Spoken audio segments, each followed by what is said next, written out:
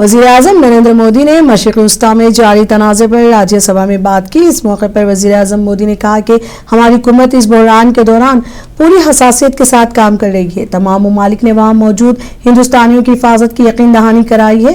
वज़ीर-ए-आज़म ने कहा कि ताहम ये बहुत अफसोसनाक है कि हमलों की वजह से कुछ हिंदुस्तानियों की जानें गई हैं और कुछ जख्मी भी हुए हैं। ऐसे मुश्किल वक्त में मुतासरा खानदानों को ज़रूरी मदद फराहम की जा रही है।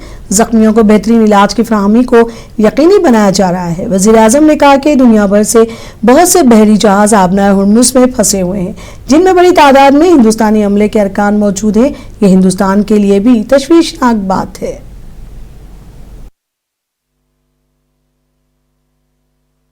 हमारी सरकार संकट के इस समय में पूरी संवेदनशीलता से काम कर रही है। सभी देशों ने वहां मौजूद भारतीयों की सुरक्षा का पूरा आश्वासन दिया है।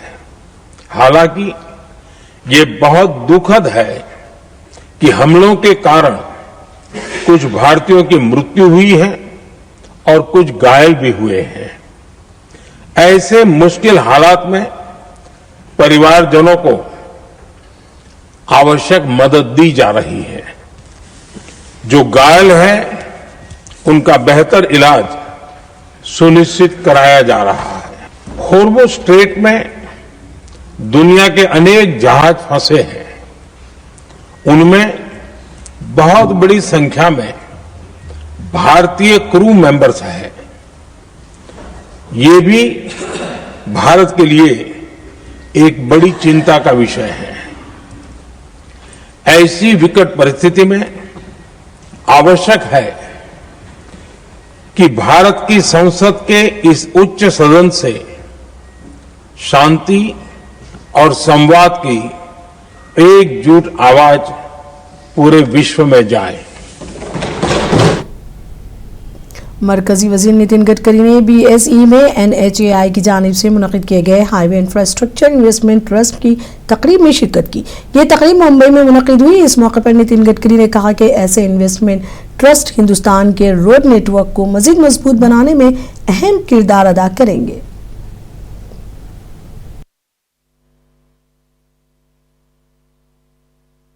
वैसे BSE में मेरा बहुत पुराना रिश्ता रहा है, इस सभागृह के साथ भी रहा है। मैं 1995 में जब महाराष्ट्र में मंत्री था तो मुंबई पुणे एक्सप्रेस हाईवे और वर्ली बांद्रा सीलिंग प्रोजेक्ट और 55 फ्लाईओवर्स के लिए पैसे खड़ा करने के लिए यहाँ आया था। तब परिस्थिति बहुत प्रतिकूल थी।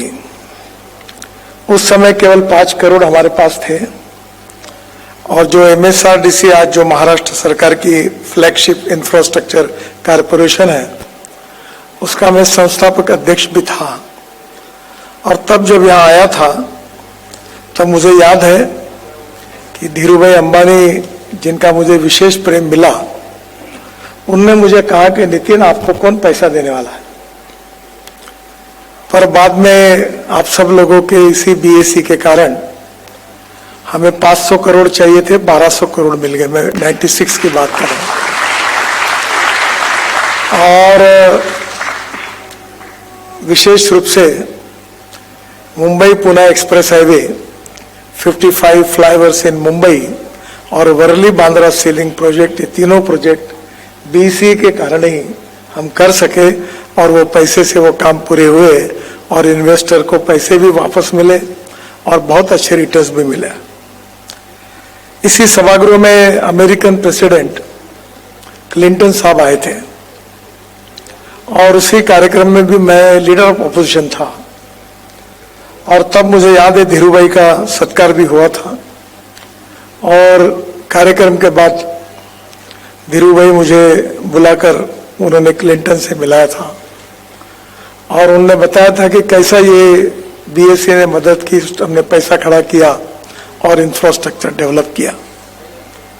मुझे बहुत याद है उस दिन रतन टाटा और धीरूभाई दोनों का इंफ्रास्ट्रक्चर के लिए हमें बड़ा सपोर्ट मिलता था और आज दोनों भी नहीं है, पर इस सभागृह की यादें वैसे ही मेरे महाराष्ट्र के वजीर आला देवेंद्र फडणवीस ने राजमाता जिजाऊ स्मार्ट बस सर्विस का आगाज किया। ये नई बस सर्विस आवाम को बेहतर सफरी सहूलियात फराहम करने की जानिब एक अहम कदम करार दी जा रही है, जिससे शहरियों को आसान और महफूज सफर की सहूलत मैसर आएगी। इस तकरीब में नायब वज़ीर आला एकनाथ शिंदे, सुनीत्रा पवार और दीगर ने शिरकत की।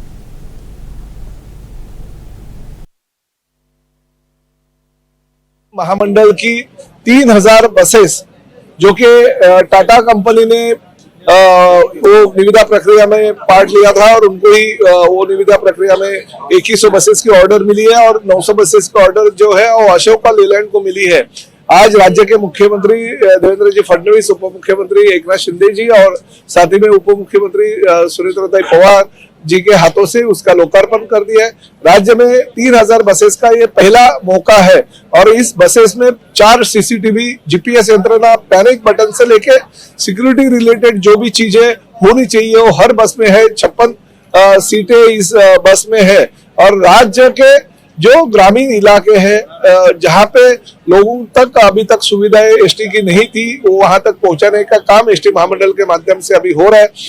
ये बसेस के साथ साथ और आगे भी हम 5000 बसेस लेने वाले हैं जो 2x2 की बसेस रहेगी और साथ ही में 200 बसेस जो है वोल्वो रहेंगे 170 सीटिंग और 30 जो स्लीपर कोच है 28 सीटर वाले मिडी बसेस भी महामंडल के माध्यम से हमने निविदा प्रक्रिया उसके लिए ली है। वो भी अभी 4-5 महीने में आ जाएगी। यानी रूरल एरिया में जो ग्रामीण इलाका है उसमें आदिवासी पाड़े तक भी वो छोटी बसेस जाएगी और लोगों को सुविधा मिलेगा। हालांकि ये छोटी बसेस है उसमें एसटी महामंडल का नुकसान होता है, फायदा नहीं होता है, मगर फायदा नुकसान को नहीं देखते हुए एसटी महामंडल राज्य के ग्रामीण विभागों में भी ज्यादा से ज्यादा प्रवासियों को ये सहूलत देने की कोशिश कर रही है।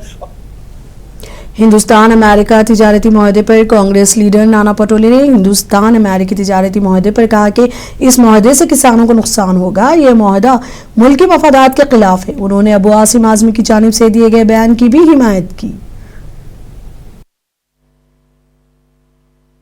देखो, अमेरिका से जो डील की है नरेंद्र मोदी ने और वहाँ का अनाज जिस तरह से अपने देश में आएगा उसको कंज्यूम करने के लिए इस तरह की बातें आज देश के नरेंद्र मोदी कर रहे हैं। देश के किसानों को पूरा खत्म करने की बात जो बीजेपी और नरेंद्र मोदी कर रही है उसी का असर है कि अब इथेनॉल को सामने लाकर उसमें सस्ते में अनाज देश के किसानों को लेकर उसे इथेनॉल बनाकर देश की जनता को बर्बाद करने का मानस नरेंद्र मोदी ने बनाया और उसी का संकेत उन्होंने दिया। बिल्कुल सच है, क्योंकि जिस तरह से धर्म स्वतंत्र का जो बिल लाया है बीजेपी और मायावती की सरकार ने, उसे क्रिश्चियन हो, बौद्ध हो, मुस्लिम हो, इन लोगों को असुरक्षित करने का काम सरकार ने किया है। हमारा शौफुल्ला अम्बेडकर जी का विचार हम लोग महाराष्ट्र में हमेशा आगे लेके गया और देश को हमने दिशा दी है, लेकिन उसी महाराष्ट्र को बीजेपी और मायावती की सरकार बर्बाद करना चाहती है। उस शौफुल्ला अम्बेडकर के विचार को खत्म करना चाहती है और इसलिए अबू आजमी ने कहा वो बस सच है। आखिरी दिन है। देखो, आज मुख्यमंत्री जवाब देने वाले हैं, वो जवाब का इंतजार हम कर रहे हैं और जैसे ही जवाब आता है तो वो किसको टारगेट करना चाहते हैं और किसको फंसाना चाहते हैं वो सब समझ में आ जाएगा। वास्तव में सामने आने दो, लेकिन जिस तरह से हिंदुत्व के नाम से इस तरह के भोंदू बाबा, नांदेड़ में भी ऐसी घटना कल ही हुई, एक महिला को अपने आश्रम में बुलाकर अपना जन्मदिन मनाने के चक्कर में उसी से अत्याचार वहां पे भी एक सन्यासी जो था उसने किया है। तो इस तरह से हिंदू धर्म को भ्रष्ट करने की व्यवस्था ये तथाकथित हिंदू के जो कॉन्ट्रैक्टर सरकार में बैठे हैं उनके माध्यम से पूरे हिंदुओं की विचारधारा को खत्म करना चाहते हैं और इसलिए ये भोंदू बाबा जो है उस भोंदू बाबा को संभालने का काम ये लोग कर रहे हैं, उन्हीं का आशीर्वाद है। तो इसलिए मैंने कहा कि मुख्यमंत्री का जवाब आने दो, हम अगर सही जवाब नहीं आता और सिर्फ चाकनकर नहीं, जो लोग इसमें इन्वॉल्व है, जो लोगों का उनके संबंध था, जो मंत्रिमंडल में, वो सबको राजीनामा देना पड़ेगा। बीजेपी की रुकने असेंबली स्नेहा पंडित ने अशोक खरात मामले की शदीद मजम्मत की। रुकने असेंबली ने कहा कि हुकूमत इस मामले की जांच कर रही है, उनके खिलाफ कार्रवाई भी की जाएगी। देखिए, ये अशोक खरात का मामला जो सामने आया है बहुत ही निंदनीय मामला है। इसकी कठोर जांच हमारी सरकार की तरफ से की जाएगी, होने वाली है। आज सदन में सम्माननीय मुख्यमंत्री उसका निवेदन भी करने वाले हैं और कठोर जांच होके उनको कठोर दंड भी होगा। और रहा सवाल रूपालीताई चाकणकर जी का या और भी लोगों का, तो देखिए ये हम व्यक्ति स्वातंत्र्य बोलते हैं। हर किसी का एक अपना निजी वो है कि वो कहाँ किसके ऊपर श्रद्धा रख रही है, किसकी प्रार्थना कर रही है, किसको मान रही है, किसको नहीं मान रही है। मैं उसके ऊपर टिप्पणी नहीं करना चाहूंगी, लेकिन मुझे ऐसे लगता है कि ये सारे मामले से हम सबकी आंखें खुलनी चाहिए कि किसी के ऊपर हम श्रद्धा रख रहे हैं, किसी की पूजा कर रहे हैं, तो हमें हमारी आंख कान जो भगवान ने बुद्धि दी है उसको उसका इस्तेमाल करना चाहिए।